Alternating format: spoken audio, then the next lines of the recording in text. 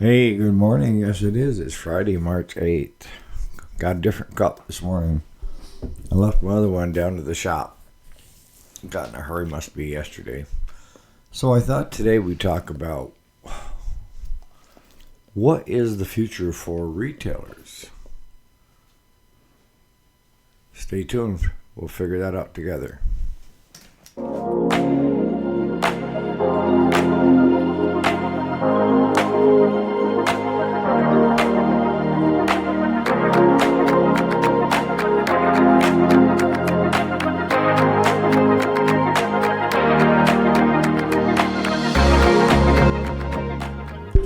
All right, so welcome back. My name is Eric. And today I thought we'd touch a little bit on the direction that retailers are going now. I mean, it's been a gradual change from it was your mom and pop, and then you had your mail order catalogs. I know probably a lot of you don't remember this or you weren't born yet. But as kids, I can remember laying in front of a Sears and Roebuck to Montgomery Ward's, and I had my pencil and I was circling the crap that I loved. And I mean, back then you could buy even guns, Savage, Revelation, from these outfits. It was a different kind of world, I guess. Before we decided we had to impose all these rules and regulations to tell you how you're supposed to live instead of being free, I guess. But we went from that to a gradual. The big box stores started showing up. And I remember when they were like 100 miles away. And people were driving 100 miles and spending, $10 in gas to save $5 at that store. Yes, you come out losing $5, right? But it was a thrill of everybody getting into the car and going to one of the first Walmarts that showed up. And in the beginning, the mom and pops and Walmarts were like this, right? But then Walmart did something different locally. I'm not sure if they did it in your area. But a lot of the small mom and pops were like, maple syrup producers, different types of foods, different here, different there. And what Walmart did, as an executive decision, at least in our areas, was they started having the producer bring their stuff in and sell it underneath the Walmart brand. The producer still got to keep the name on the whatever the product was, but Walmart allowed that to be sold through their store. And what they found was in certain areas, certain things were unique to that area. Cheese curd is one, cheese is another. The list goes on. But so what they tried doing was they tried hooking up and working together with local producers, not retailers, producers.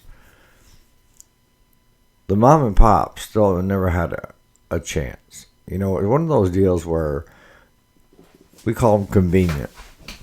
And the reason they're called convenience stores is because it's convenient for us just to run over and grab a gallon of milk, a loaf of bread, this or that, than it is to drive to your nearest Walmart, right? But a lot of your clothing stores, we had Doors Fashion Nook, we had a number of places where you went in and they actually would measure your inseam, measure your waist for you before they sold you a pair of pants. Now you're on your own. You gotta know what you're looking at. So we went from that to the big box, all right? And that kind of did away with a lot of your mom and pops. And the mom and pops that stayed turned themselves into convenience stores and kind of let the younger generation take over running it. They had gas in your beer, soda, but it was a lot more expensive because of your convenience. And they didn't sell the volume. But where they were making the money is on pizza, wings, subs, whatever that forte was in that area, in that town that the convenience store was located. Okay, so now along comes the internet. The internet comes and it changes the whole dynamics again. Now it says no matter where you are, you can order online and have it delivered to you. And most places were at the time like 10 or 12 bucks for shipping, and a lot of people ate that in the beginning. And then your bigger venues figured out that people liked the way it was worded of free shipping. See, folks, there's no such thing as free shipping. It's padded into the price. I mean, when I was selling on a lot on eBay, Amazon, Walmart, Sears, the list goes on, is a lot of them wanted you to offer free shipping. And you try to explain to those venues, there's no such thing as free shipping. We don't get it for free.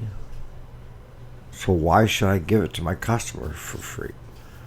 And their response was, well, we're not asking you to give it to your customer. We're asking you to just hide it in the cost, and then it'll look free. So basically, it's called duping the customer. Having the customer think, I get free shipping, and I can buy one or I can buy a lot. And see, used to be, before we come on to the free shipping, it was so much shipping up to a certain point, okay? And then from that point on, it didn't get any more. If you bought a lot, I give you a price discount. With the free shipping, you're getting screwed, because whether you buy 1 or 50, the cost of the shipping was built into each one. So now you're paying probably more shipping than what you needed to, because if I've got $6.95 built in for a first class to ship to you, and I can ship 5 of them under the $6.95, you just lost 30-some bucks. That's what I mean. Sometimes the wording gives off a different meaning. Okay, so we went from online sales, and at the time we went from the catalog stores. It took 4 to 6 weeks and longer to get to you, to the online version of it, which in its infancy was like a Craigslist classified ad type thing. It's hard to believe what it's grown into today. But you still had both going on, okay? And a lot of people would still go to their local big box store versus online because they wanted it quicker.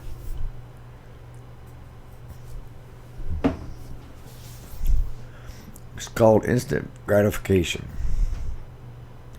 Alright, so then the big box retailers and internet providers, as far as Walmart, Sears, eBay, Amazon, now it wasn't so much with the free shipping that they're trying to push now. It's ships the same day, if not the next day. That's what they were shooting for, was to get it in front of you as fast as possible.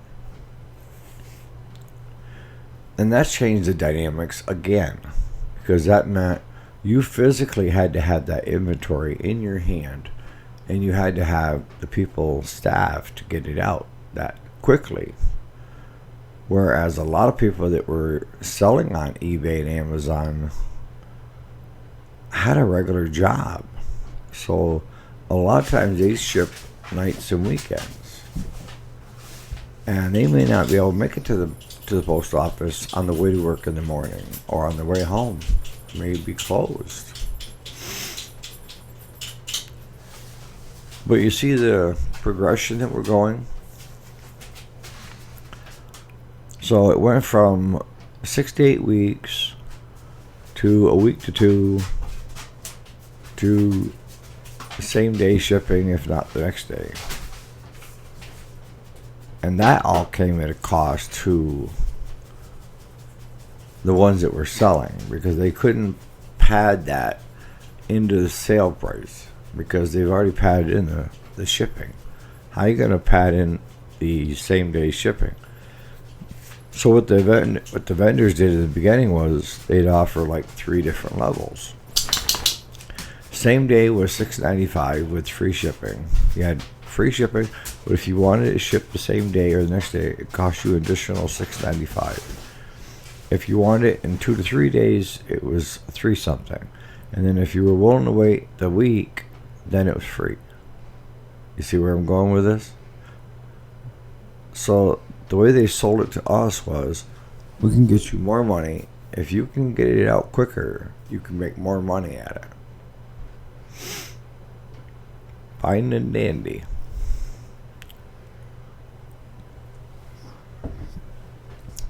But that brings us up now to present day. You have a lot of retailers over the past couple years, and I'm not name calling, and I'm not throwing mud anywhere. I'm just saying that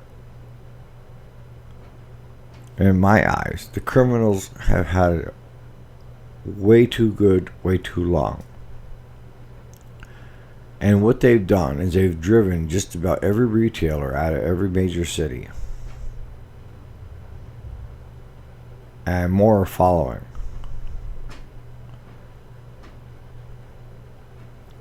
And they're the ones that are still there. I mean, even toothpaste, folks, is locked up. You have to go ask to get a toothbrush or a toothpaste. That's how sad it is.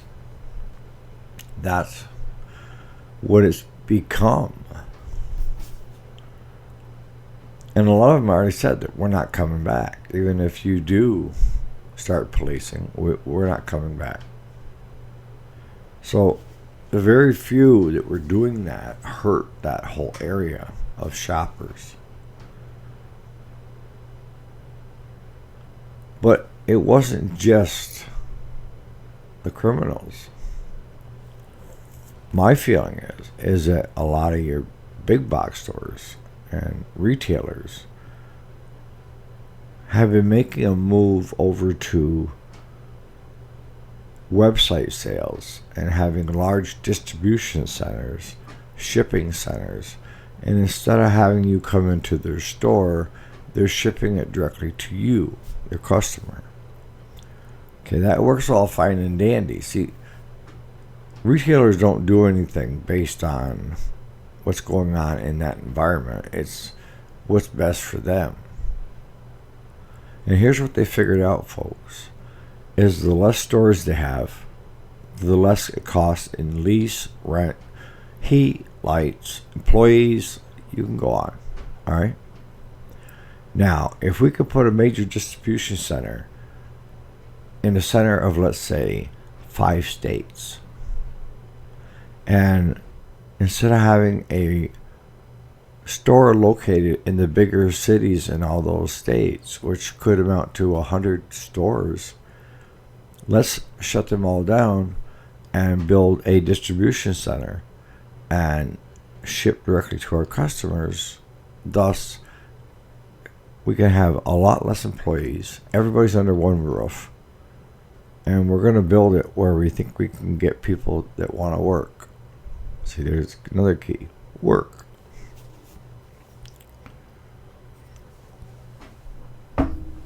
It didn't help of what's gone on in the past couple of years with the smash and grabs and these criminals. If it's under $1,000, they're out faster than the cops can arrest them. Defund the police, all these other good crap, all this stuff. That didn't help. I mean, that was the nail on the coffin. But these retailers were already thinking this, trying to figure out a way to do it. Thank goodness, up in my area, you don't have to do that. It's kind of like Jason Aldean's song, Not in My Town. It just doesn't fly up here. You could get shot. You could die. Because we're just rednecks. That's all there is to it. All right, so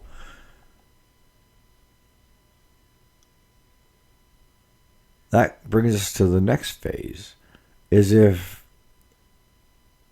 these criminals who don't have any place to go and steal stuff to resell, which they're reselling online, by the way. Oh, you thought it was just a statement? No, these guys are making money off it. Yep. And I hope every one of them goes to jail. There's got to be some repercussion for doing bad things. It's like a kid that's never given a swat in the ass or a scolding. They become very spoiled. They want their way. I want it now. And even that leads into adulthood, right? So now it brings us to the next problem. And you're saying, well, I thought the retailers wanted this. They did. They wanted a way to reduce the number of employees, reduce the number of actual buildings that they were leasing, renting, or what have you. Most of them lease from these big investment companies that build these buildings for them. And when you have employees, each employee costs you more than just payroll. Most people just say, well, you just got payroll. No, you don't. You got workman's comp, you got insurances, you got health, dental. If you're covering any health insurance, there's a lot of things that get mingled there. And I'm going to even see on my screen the last 3 or 4 days playing solitaire, Walmart is asking what perception I have of how they treat their employees. So that tells me they're having problems. Really? Yeah.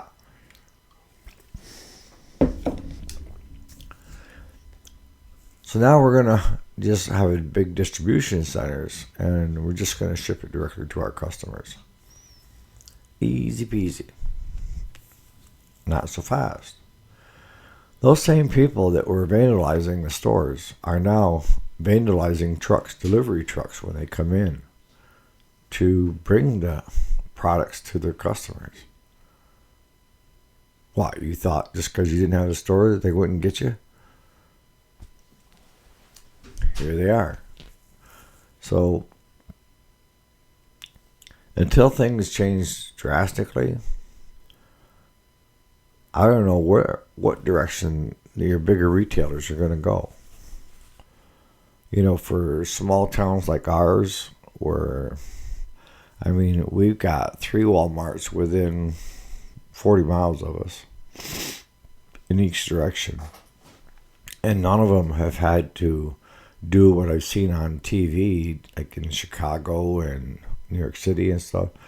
None of them are doing that because they don't feel they have to. We're not like that. So hopefully things will change. But I'm curious to see what their next step is. Whether they're going to start delivering themselves, having their own delivery service like Amazon wanted. Going to fly them in with the drones, have a fleet of drones. So I'm going to start wrapping this up quick. You guys have a great Friday and a great weekend. And we'll see you here bright and early on Monday morning. Thanks so much for watching.